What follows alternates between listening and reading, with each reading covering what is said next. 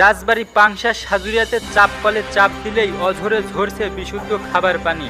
সেই পানি পান করা সহ থালা বাসন পরিষ্কার, কাপড় ধৌত করা, নাওয়া গোসল সহ ব্যবহৃত হচ্ছে নানা কাজে।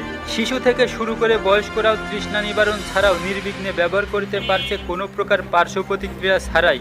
তবে পানি সম্পদ অপচয় কিংবা দূষিত করা থেকে বিরত থাকার পরামর্শ দেওয়া হয়েছে। এদিকে গ্রীষ্ম মৌসুমী ফল আম পেকে যাওয়ায় মালিকের অনুমতি ছাড়াই গাছ থেকে নিজ দায়িত্বে নেমে আসছে সাই সাই করে। তবে পূর্ব অভিজ্ঞতা ছাড়াই প্রথমবারের মতো মাটিতে ল্যান্ড করার ফলে বেশিরভাগ আমই জ্ঞান হারিয়ে হয়ে পড়ছে সেন্সলেস। কতক আম চিৎপটাঙেই ঘটনাস্থলেই চৌচির, আবার কতক আম ডিগবাজি মেরে মেরে লুকিয়ে পড়ছে ঝড়ঝুপটির আড়ালে। তবে সেখানেও নেই শেষ রক্ষা। পাড়ার ছেলে মেয়ে ও চাচি নামের বিশেষ দুটি টিম বিশেষ অনুসন্ধানে ও অভিযানে খুঁজে পেতে সক্ষম। পরিতাপের বিষয় হলেও তথ্য সত্য, গাছের ফল পেকে পচে গলে যায়